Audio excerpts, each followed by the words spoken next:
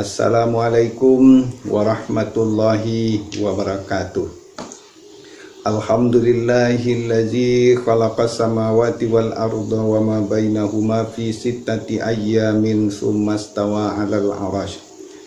Asyhadu an la ilaha illallah wahdahu la syarikalah wa asyhadu anna Muhammadan 'abduhu wa rasuluh la nabiyya ba'dah. Faqala Allahu subhanahu wa ta'ala fi kitabil Qur'anil Karim. A'udzu billahi minasy syaithanir rajim. Bismillahirrahmanirrahim. Ya ayyuhallazina amanu kutiba alaikumus syiyamu kama kutiba alal ladzina min qablikum la'allakum tattaqun. Ayyaman ma'dudat. Faman kana minkum maridan aw ala safarin fa iddatum min ayyamin ukhra. Wa 'alal ladzina yutiqunahu fidyatun ta'amu miskin. Faman tatawwa'a khairan fahuwa khairul lah wa an tasumu khairul lakum in kuntum ta'lamun. Shadaqallahul azim. Kaum muslimin dan muslimat sidang jemaah tarwih yang dirahmati Allah. Pertama-tama dan yang paling utama sekali, marilah kita memanjatkan puji dan syukur kepada Allah Subhanahu wa Ta'ala, karena dengan izin, dengan rahmat serta karunia-Nya, alhamdulillah kita masih dipertemukan oleh Allah Subhanahu wa Ta'ala dengan bulan suci Ramadan pada tahun ini. Begitu banyak saudara-saudara kita yang mungkin di tahun lalu mereka bersama dengan kita, tetapi pada tahun ini dia sudah tidak ada lagi. Dalam artian dia sudah kembali kepada Allah Subhanahu wa Ta'ala. Maka untuk itu sekali lagi kita perlu bersyukur kepada Allah Subhanahu wa Ta'ala, karena Allah masih memberikan kita kesempatan untuk beribadah di bulan suci Ramadan pada tahun ini. Salawat beserta salam tidak lupa pula kita kirimkan kepada junjungan kita Nabi besar Muhammad sallallahu alaihi wasallam yang berupa Allahumma shalli ala Muhammad wa ala ali Muhammad, sebagai salah satu bentuk atau wujud daripada kecintaan kita kepada Rasulullah sallallahu alaihi wasallam. Kaum muslimin jemaah yang dirahmati Allah, adapun judul yang dipercayakan kepada kita, kepada saya pada saat ini dengan judul jarak yang ditempuh oleh seorang musafir yang membolehkan dia untuk tidak berpuasa. Kaum muslimin yang berbahagia, sesungguhnya agama Islam itu adalah agama rahmatan lil alamin. Allah memerintahkan kita untuk melakukan satu ibadah, namun andai kata kita kesulitan untuk melakukan itu atau ada waktu-waktu yang terdesak ketika itu, maka kita boleh dengan melakukannya dengan cara lain. Ya, seperti kita menunaikan ibadah haji, itu hanya diwajibkan kepada orang-orang yang mampu untuk berjalan, untuk melakukan perjalanan ke tanah suci Makkah. Walillahi 'alan nas hijjul baiti man istata'a ilaihi sabila. Allah itu memerintahkan kepada manusia untuk melaksanakan ibadah haji ke Baitullah bagi siapa yang sanggup untuk melakukan perjalanan ke sana. Walaupun sesungguhnya haji itu adalah merupakan salah satu dari rukun Islam. Begitu juga dengan puasa. Allah katakan dalam surat Al-Baqarah ayat 183, Ya ayyuhallazina amanu kutiba alaikumus syiyam kama kutiba alal ladzina min qablikum la'allakum tattaqun. Wahai orang-orang yang beriman, diwajibkan kepadamu untuk berpuasa sebagaimana puasa itu juga sudah diwajibkan kepada orang-orang sebelum kamu. Mudah-mudahan dengan kamu melaksanakan ibadah puasa itu, kamu menjadi orang-orang yang bertakwa. Jemaah yang berbahagia, maka secara hukum pelaksanaan ibadah puasa itu hukumnya wajib. Wajib artinya siapa yang melakukan, mereka akan mendapatkan pahala dari Allah bagi siapa yang meninggalkan, mereka akan berdosa di sisi Allah Subhanahu wa taala. Namun karena rahmat dan kasih sayang Allah, Allah memberikan rukhsah kepada salah satu ibadah itu. Itulah antara lain ibadah puasa. Di dalam surat Al-Baqarah ayat 184, "Faman kana minkum maridan aw ala safarin." Bagi mereka, bagi siapa di antaramu yang sakit atau dalam perjalanan, maka boleh kamu meninggalkan puasamu, tetapi hendaklah kamu ganti di luar bulan suci Ramadan sebanyak puasa yang engkau tinggalkan itu. Kaum muslimin yang berbahagia, maka pengkajian kita adalah berapa jarak yang boleh ditempuh untuk seseorang yang melakukan perjalanan itu atau musafir yang membolehkan dia untuk meninggalkan ibadah puasa. Kita lihat pendapat dari Imam Syafi'i. Imam Syafi'i mengatakan bahwa perjalanan yang diperbolehkan untuk melakukan atau oleh seorang musafir itu untuk meninggalkan puasa adalah sepanjang 83 km.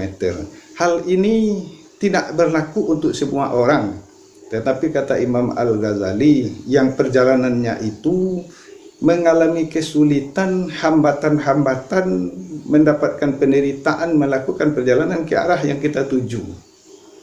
Jadi bukan berarti bagi orang di zaman sekarang, kadang-kadang dia berangkat ke Jakarta di bulan suci Ramadan, walaupun jaraknya lebih daripada 83 km, dia hanya dengan duduk saja di atas pesawat, dia tidak mengalami kesulitan, hanya di dalam hitungan beberapa jam saja, lebih kurang 1,5 jam dia sudah sampai di Jakarta tanpa dia melakukan kesulitan sedikit pun.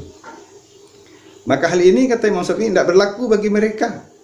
Maka dikatakan bahwa yang akan bisa meninggalkan atau yang boleh meninggalkan puasanya, boleh dalam artian wajib dia ganti nanti di luar bulan suci Ramadan, adalah orang yang melakukan perjalanan dengan perjalanan lebih kurang sepanjang 83 km yang dia berjalan ke sana itu mengalami kesulitan, mengalami penderitaan, dan perjalanannya itu adalah dengan satu tujuan yang baik tentu menurut ukuran Allah Subhanahu wa taala. Maka orang yang melakukan perjalanan dengan ada rencana untuk melakukan satu perbuatan maksiat, maka tidak berlaku bagi mereka hukum-hukum yang membolehkan mereka itu tidak berpuasa. Jemaah yang berbahagia, inilah problema yang terjadi di kalangan kita. Di antara saudara-saudara kita, dia berjalan dari Padang ke Bukit Tinggi. Dia mengaku saya adalah seorang musafir, padahal dia berjalan dengan memakai mobil. Di atas mobil pun ada alat pendingin atau yang lebih kita kenal dengan AC. Maka oleh sebab itu jemaah yang berbahagia, jangan sembarangan kita mengaku sebagai seorang musafir. Yang oleh Imam Syafi'i sudah dia jelaskan bahwa perjalanan sepanjang 83 km apabila mereka yang melakukan perjalanan itu mengalami kesulitan dalam menempuh jalan tersebut. Kita ingat jemaah yang berbahagia, bagaimanakah orang-orang di zaman Rasulullah mereka berjalan. Ada yang dengan berjalan kaki, ada yang hanya dengan mengendarai kendaraan yang terdiri dari binatang atau hewan. Mereka melalui padang pasir yang tandus, lagi panas, berada di bawah teriknya sinar matahari. Memang beda dengan situasi kita pada saat ini.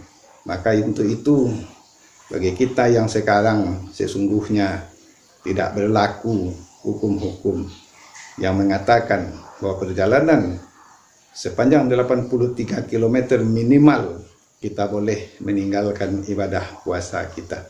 Jemaah yang berbahagia, namun demikian, sekalipun diperbolehkan kita untuk bagi mereka yang memenuhi persyaratan menempuh perjalanan 83 km dengan mengalami kesulitan, walaupun mereka boleh untuk meninggalkan puasa, di ujung ayat Allah Subhanahu wa taala menjelaskan, wa antasumu khairul lakum.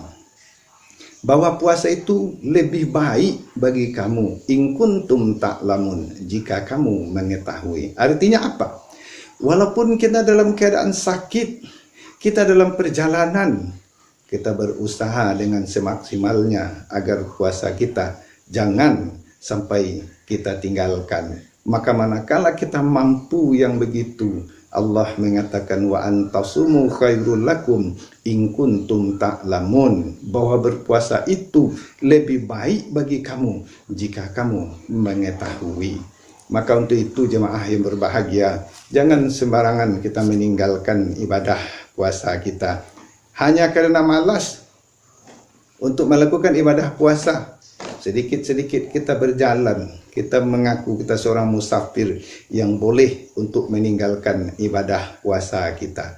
Ingat, saya akhiri bahwa puasa yang boleh kita tinggalkan itu kalau kita menempuh perjalanan yang jauh yang memenuhi syarat untuk meninggalkan ibadah puasa, manakala jalan yang kita lalui itu, ketika kita melalui jalan itu, kita mengalami kesulitan, kita mengalami kepayahan, kita mengalami penderitaan, sehingga mungkin akan menyebabkan kita merasa letih yang akan membahayakan kepada diri kita sendiri.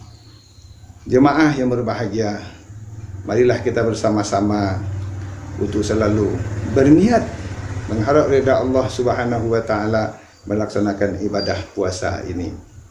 Namun jemaah yang berbahagia, apabila satu ibadah itu memang timbul dari hati kecil kita dengan ikhlas untuk mengharap ridha Allah, tidak ada yang sulit bagi kita. Jemaah yang berbahagia, camkanlah yang demikian itu.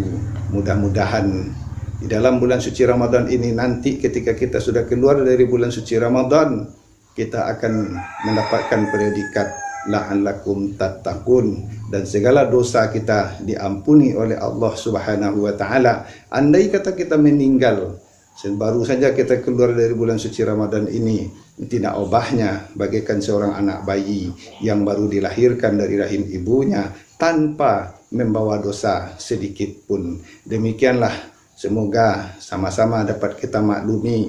Banyak maaf. Wassalamualaikum warahmatullahi wabarakatuh.